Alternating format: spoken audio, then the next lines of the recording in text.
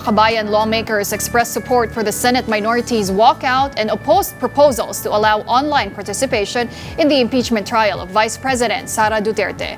Mobile journalist Amy Atienza tells us more in this report. ACT Teachers Party List Representative Antonio Tino and Kabataan Party List Representative Rene Co showed their support on the Senate minority members' walkout, which happened during the upper chamber session last Tuesday, May 26. This occurred as the Senate majority pushed for an online participation among members who are physically absent, particularly on Senator Bato de la Rosa's part. But for now, House Prosecution spokesperson Co, this should not be the case, especially as Vice President Sara Duterte's impeachment trial is a very serious matter. Kung magkakaroon man ng pagbabago sa modes of engagement, kailangan may amendments doon sa rules on impeachment. Pero sa atin na mga hawakan natin, you need to be physically present to appreciate the evidence. You need to be physically present to appreciate hindi lang yung direct answer to questions, pero even yung nonverbal language, yung kanyang gestures na sa puno dulo, bubuo ng mas complete picture sa senator judges.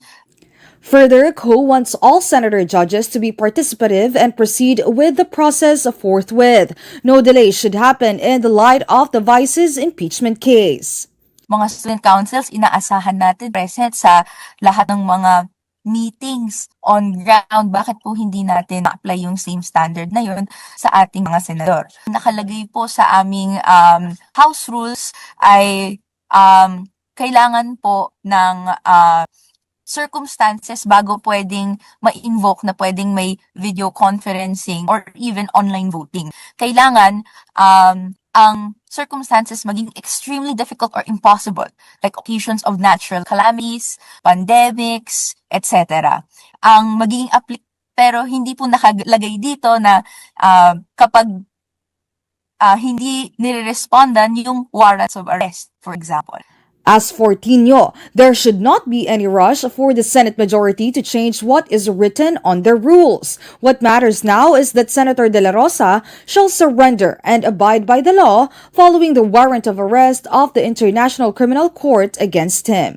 Pero yun nga, malinaw na unreasonable yung gusto nila kasi yung House, katulad ng nabanggit kanina, ay hindi ina-allow ang virtual sessions and online voting or hybrid, wala at all na hybrid, no? Kaya nga tama ang naging pagtindig ng minority, reasonable na kailangan bago magbago ng anumang rule, kailangan nandun may quorum, tapos reasonable din na tutulan yung gusto nilang mangyari na i-allow ang online voting. Kapatid Amy Atienza, we are One News.